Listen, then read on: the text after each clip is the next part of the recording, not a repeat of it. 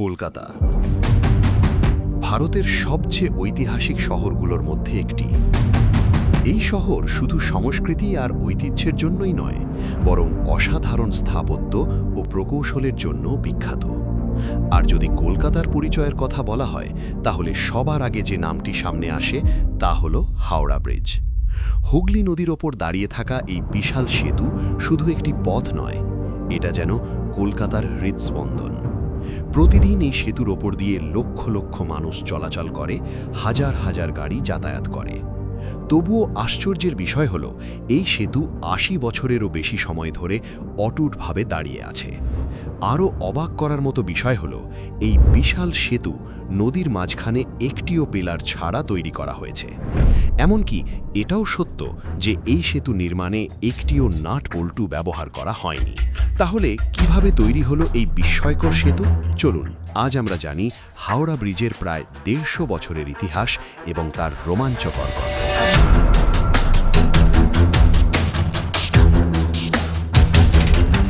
They were prepared at once to withdraw their troops from Poland. A state of war would exist soon. Sensational scenes as Mr. Churchill makes his fighting speech to the United States Congress. Tumultuous applause punctuating every magnetic sentence of the Prime Minister's brilliant oration.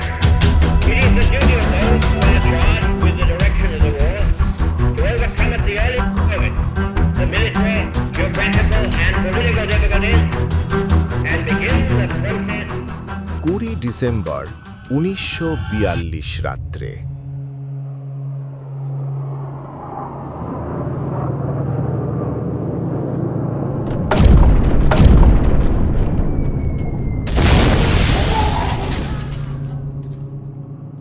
দ্বিতীয় বিশ্বযুদ্ধের সময় হঠাৎ siren বেজে ওঠে কলকাতা শহরে। জাপানি যুদ্ধবিমান এগিয়ে আসে এবং শুরু হয় কলকাতায় জাপানের বোমাবর্ষণ।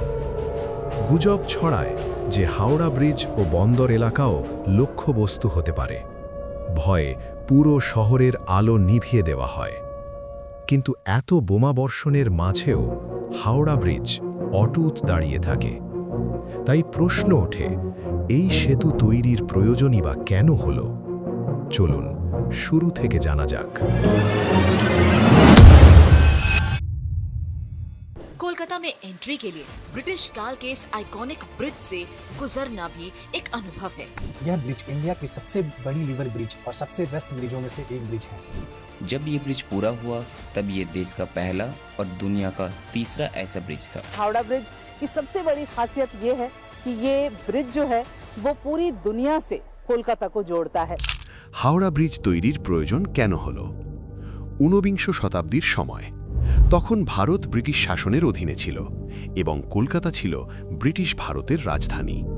ব্যবসা ও প্রশাসনের প্রধান কেন্দ্র হওয়ার কারণে এখান থেকেই প্রায় পুরো দেশের বাণিজ্য পরিচালিত হতো। কিন্তু একটি বড় সমস্যা ছিল, কলকাতা এবং হাওড়ার মাঝখানে প্রবাহিত হুগলি নদী। তখন এই দুই শহরের মাঝে যাওয়ার জন্য কোনো সেতু ছিল না। মানুষকে নৌকা বা জাহাজে করে নদী পার হতে হতো। বর্ষার সময় এই যাত্রা আরও বিপজ্জনক হয়ে উঠত। কখনো কখনো নদীর স্রোত এত বেশি হয়ে যেত যে পারাপারি বন্ধ হয়ে যেত। ফলে ব্যবসায়ীরা বড় ক্ষতির সম্মুখীন হতো এবং সাধারণ মানুষও ভোগান্তির শিকার হতো। রেলওয়ে আসার পর সমস্যা আরও বাড়ল। ১৮৫৪ সালে তৈরি হলো হাওড়া রেলওয়ে স্টেশন। দেশের বিভিন্ন প্রান্ত থেকে ট্রেন আসতে শুরু করল। কিন্তু সমস্যা হলো, কলকাতা থেকে যারা ট্রেনে উঠতে চাইত তাদের আগে হুগলি নদী পার হতে হতো। নৌকায় করে নদী পার হওয়ার সময় সাপেক্ষ এবং ঝুঁকিপূর্ণ ছিল। তাই ব্রিটিশ সরকার সিদ্ধান্ত নিল হুগলি নদীর ওপর একটি স্থায়ী সেতু তৈরি করতে হবে। প্রথম হাওড়া ব্রিজ ১৮৭৪ সালে তৈরি হয় প্রথম হাওড়া ব্রিজ। কিন্তু এটি আজকের মতো শক্তপোক্ত ছিল না। এটি ছিল একটি পন্টুন ব্রিজ, অর্থাৎ পানির ওপর ভাসমান কাঠামোর ওপর তৈরি সেতু। এই সেতুটি মাঝখান থেকে খুলে ফেলা যেত যাতে বড় জাহাজ সহজে নদী দিয়ে যেতে পারে। কিছুদিনের জন্য এই সেতু মানুষের উপকারে এলেও ধীরে ধীরে এর সীমাবদ্ধতা সামনে আসতে শুরু করল। বাড়তে থাকা যানবাহনের চাপ, বিংশ শতকের শুরুতে কলকাতার জনসংখ্যা দ্রুত বাড়তে থাকে। প্রতিদিন হাজার হাজার গাড়ি এবং ব্যস্ত যানবাহন এই সেতুর ওপর দিয়ে চলাচল করতে শুরু করে, ফলে প্রায়ই দীর্ঘ যানজট সৃষ্টি হতো। এই পন্টুন ব্রিজ এত ভার বহন করার মতো শক্ত ছিল না। 1905 সালে ইঞ্জিনিয়াররা যখন এই সেতু পরীক্ষা করেন, তখন দেখা যায় এর অবস্থা বেশ খারাপ। তখনই সিদ্ধান্ত নেওয়া হয় একটি নতুন এবং শক্তিশালী সেতু নির্মাণ করা হবে। নতুন হাওড়া ব্রিজের পরিকল্পনা।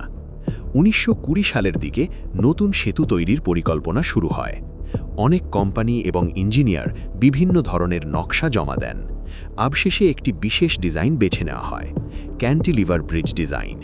তৎকালীন সময়ে এটি ছিল সবচেয়ে উন্নত প্রকৌশল প্রযুক্তিগুলোর মধ্যে একটি। নির্মাণ কাজ শুরু। 1936 সালে শুরু হয় নতুন হাওড়া ব্রিজের নির্মাণ কাজ। এই কাজের দায়িত্ব দেওয়া হয় ক্লিভল্যান্ড ব্রিজ অ্যান্ড ইঞ্জিনিয়ারিং কোম্পানিকে। কিন্তু নির্মাণের সময় অনেক সমস্যার মুখোমুখি হতে হয়। হুগলি নদীর তলদেশে প্রচুর কাদা জমেছিল, যা সরাতে অনেক সময় লেগে যায়। শুধু ভিত্তি তৈরি করতেই প্রায় 2 বছর সময় লেগেছিল। নাট বল্টু ছাড়া নির্মাণ। এই সেতুর সবচেয়ে বড় বৈশিষ্ট্য হল এতে একটিও নাট বল্টু ব্যবহার করা হয়নি। স্টিলের প্লেটগুলোকে রিভেটিং প্রযুক্তি দিয়ে জোড়া লাগানো হয়েছে। এই সেতু নির্মাণে প্রায় 26,500 টন স্টিল ব্যবহার করা হয়েছিল। দ্বিতীয় বিশ্বযুদ্ধের সময় ব্রিটেন থেকে স্টিলের সরবরাহ বন্ধ হয়ে যায়। তখন ভারতের টাটা স্টিল এই প্রকল্পের জন্য বড় পরিমাণে স্টিল সরবরাহ করে। বিশ্বের অন্যতম বড় ক্যান্টিলিভার ব্রিজ। 1942 সালে সেতুটি সম্পূর্ণ হয়। তখন এটি ছিল বিশ্বের তৃতীয় বৃহত্তম ক্যান্টিলিভার ব্রিজ। সেতুটির দৈর্ঘ্য প্রায় 2313 ফুট এবং উচ্চতা প্রায় 269 ফুট। সবচেয়ে আশ্চর্যের বিষয় হল এত বড় সেতু দাঁড়িয়ে আছে শুধু 2টি পিলারের ওপর। নদীর মাঝখানে কোনো পিলার নেই। দ্বিতীয় বিশ্বযুদ্ধের সময় হামলা। সেতুটি তৈরি হওয়ার সময় চলছিল দ্বিতীয় বিশ্বযুদ্ধ। ব্রিটিশ সরকার আশঙ্কা করেছিল জাপানি বিমান বাহিনী কলকাতায় হামলা করতে পারে, তাই কোনো বড় উদ্বোধন অনুষ্ঠান ছাড়াই এই সেতু সাধারণ মানুষের জন্য খুলে দেওয়া হয়। পরবর্তীতে জাপানি বিমান সত্যিই কলকাতায় বোমা হামলা চালায়, কিন্তু ভাগ্যবশত হাওড়া ব্রিজ বড় কোনো ক্ষতির সম্মুখীন হয়নি। স্বাধীনতার পর 1947 সালে ভারত স্বাধীন হওয়ার পর এই সেতুর দায়িত্ব ভারতের হাতে আসে। স্বাধীনতার পরে এই সেতুর ব্যবহার আরও বেড়ে যায়। 1993 সাল পর্যন্ত এই সেতুর ওপর ট্রাম চলত, কিন্তু অতিরিক্ত যানবাহনের চাপের কারণে পরে ট্রামস পরিষেবা বন্ধ করে দেওয়া হয়। বিদ্যাসাগর সেতু। সময়ের সাথে সাথে হাওড়া ব্রিজের ওপর চাপ বাড়তে থাকে, তাই হুগলি নদীর ওপর আরেকটি নতুন সেতু নির্মাণ করা হয়, যার নাম বিদ্যাসাগর সেতু। 1992 সালে এই সেতুটি চালু হয়। এর ফলে হাওড়া ব্রিজের ওপর কিছুটা চাপ কমে যায়। সেতুর ক্ষয়। বহু বছর ব্যবহারের ফলে হাওড়া ব্রিজের বিভিন্ন অংশে ক্ষয় দেখা দিতে শুরু করে। সবচেয়ে অবাক করার বিষয় হল পান ও গুটকার পিক সেতুর ক্ষয়ের বড় কারণ হয়ে দাঁড়ায়। পানের মধ্যে থাকা রাসায়নিক পদার্থ স্টিলের সঙ্গে বিক্রিয়া করে ধীরে ধীরে সেতুকে দুর্বল করে দেয়। এছাড়াও পাখির বর্জ্য এবং পরিবেশগত প্রভাবও সেতুর ক্ষতি করে। সমাপ্তি।